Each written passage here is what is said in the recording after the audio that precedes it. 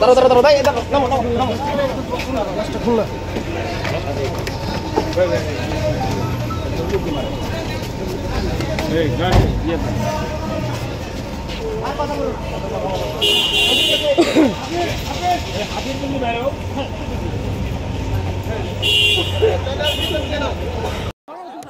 বন্ধুগণ, আজকে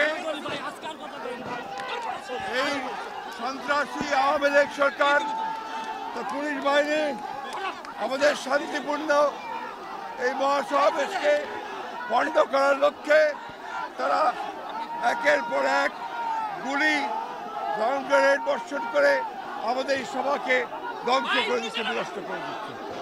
আমরা তীব্র প্রতিবাদ জানাচ্ছি এবং আমরা জনগণকে এই প্রতিরোধ করে তুলবার জন্য আহ্বান জানাচ্ছি। পরিষ্কার করে বলতে চাই, আগামীকাল সকাল সন্ধ্যা হরতাল,